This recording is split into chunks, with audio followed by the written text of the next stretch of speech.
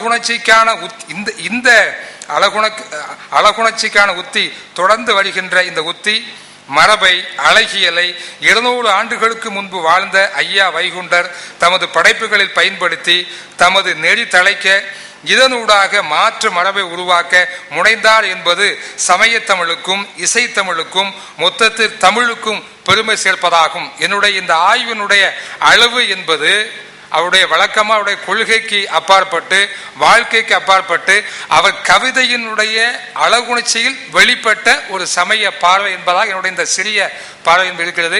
இதை இன்னும் மேம்படுத்திக் கொண்டு போகலாம். இந்த அளவாக இந்த கால அளவுக்குள்ளாக என்னுடைய ஆய்வை சுருக்கமாக நிகழ்த்தியிருக்கிறேன். பொறுமையாக கேட்ட அத்தனை பேருக்கும் நன்றி கூறி இடம் சாருகிறேன். வணக்கம். ஐயா வைகுண்டரினுடைய கவிதைகளையும் அவருடைய கருத்துக்களையும் மிக அழகாக தொகுத்து தந்தார்.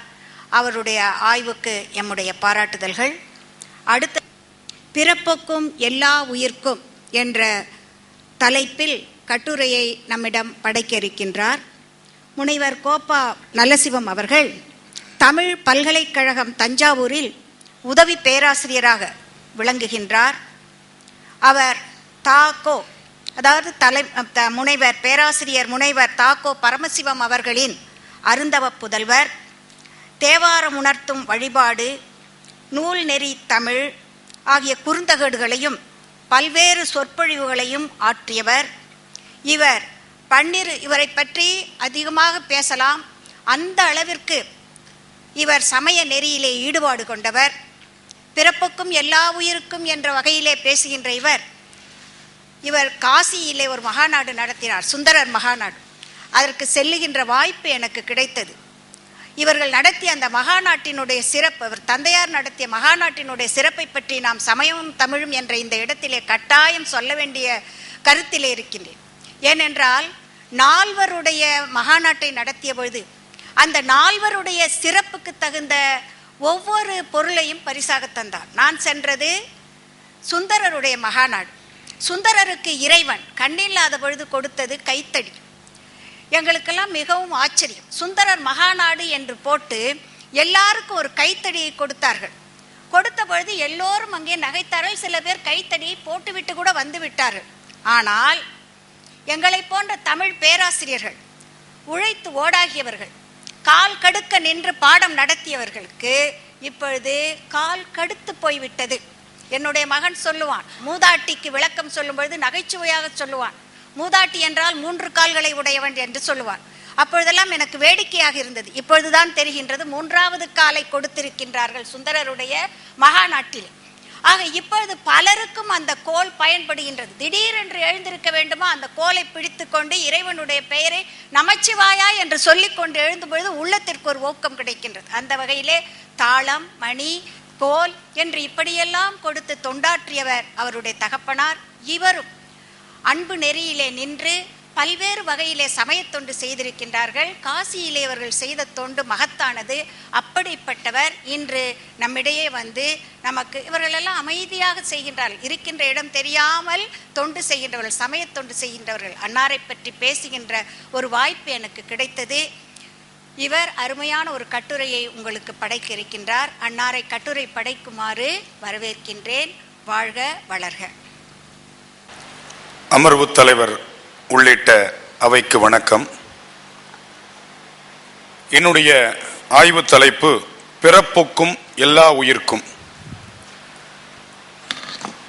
ஒரு பண்பாட்டு கட்டுரையாக எழுத தொடங்கிய இந்த கட்டுரை சமயமும் தமிழும் என்ற அமர்வில் இணைக்கப்பட்டிருக்கிறது. எனவே இதனுடைய காரணம் எனக்கு இங்கு வந்தபின் விளங்கியது. சமயத்தமிழ் இடைக்காலத்தில் நம்முடைய தமிழ் பண்பாட்டை மீட்டுருவக்கம் செய்த காரணத்தினால்தான் இந்த பிறப்புக்கும் எல்லா உயிர்க்கும் என்ற இந்த தலைப்பிலான ஆய்வு கட்டுரையை சமயமும் தமிழும் என்ற இந்த அமர்வில் சேர்த்திருக்கிறார்கள்.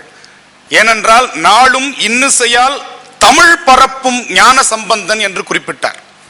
சுந்தரமூர்த்தி சுவாமிகள் திருஞான சம்பந்தரை அறிமுகப்படுத்தும் பொழுது சைவம் வளர்த்தவர் என்று குறிப்பிடவில்லை.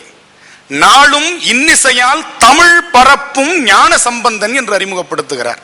சங்கம் மலிதமிழ், சந்தம் மலிதமிழ் என்றெல்லாம் தமிழை முன்னிலைப்படுத்தி பாடிய பக்தி இலக்கியங்கள் இடைக்காலத்தில் நம்முடைய சங்க தமிழ் பண்பாட்டை மீட்டுருவாக்கம் செய்து நமக்கு தந்த அரும் செல்வங்கள் என்றால் அது மிகையாகாது.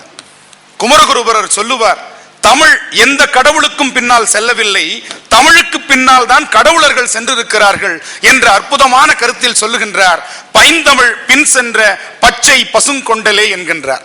எனவே பைந்தமிழுக்கு பின்னால் கடவுளே செல்லும் பொழுது இந்த தமிழை காப்பாற்றிய இலக்கியங்கள் தான் நம்முடைய சமய இலக்கியங்கள். என்னுடைய கட்டுரைக்குள் நான் வருகின்றேன். பிறப்புக்கும் எல்லா உயிர்க்கும் என்ற இந்த உலகத்தமிழ் செம்மொழி மாநாட்டினுடைய மைய பொருண்மையில் என்னுடைய கட்டுரை அமைகிறது.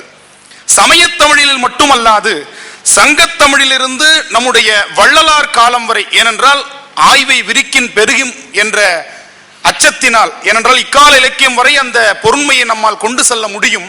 நான் வள்ளலாரோடு நிறுத்திக் கொண்டதற்கு காரணம் ஆய்வு சுருக்கம் கருதிதான்.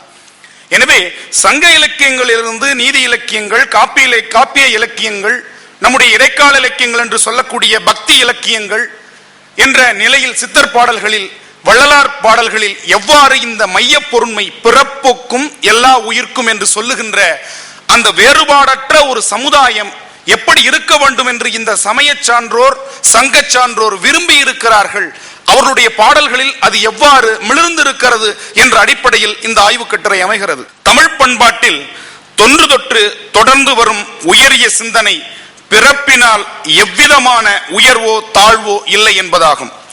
ஒரு மனிதனுடைய மதிப்பு அவனுடைய செயல்பாட்டினால் மட்டுமே தீர்மானிக்கப்படும் என்ற கொள்கையில் தமிழ்ச்சான்றோர் ஒத்த கருத்து உடையவர்களாகவே இருந்துள்ளனர் என்பது அவர்களின் இலக்கிய பதிவுகளின் வழி தெளிதின் உணர முடிகிறது. சங்க காலம் தொட்டு பிற்கால இலக்கியங்கள் வரை இக்கருத்தோட்டம் இடையறாமல் பல்வேறு பரிமாணங்களில் பேசப்பட்டிருப்பது வியப்பை தரும் ஒன்றாகும். இதை நிறுவுவதாக இந்த ஆய்வு கட்டுரை அமைகிறது. பழந்தமிழ் பரப்பில் பிறப்புக்கும் எல்லா உயிர்க்கும் எனும் சிந்தனை செவ்விலக்கியம் என அழைக்கப்படும் சங்கத்தமிழ் இலக்கியங்களிலேயே துளிர்விடத் தொடங்கியது எனலாம். ஆயின் பொய்யும் வழுவும் தோன்றா காலம் ஆதலினாலும், அதாவது சங்க காலம் செம்புல பெயல் நீர் போல அன்புடை நெஞ்சங்கள் இயல்பாக கலந்த அற்புத காலம் ஆதலினாலும் இக்கருத்தமைந்த நேரடி பதிவுகளை, வலியுறுத்தல்களை சங்க இலக்கியங்களில் பார்க்க முடியவில்லை.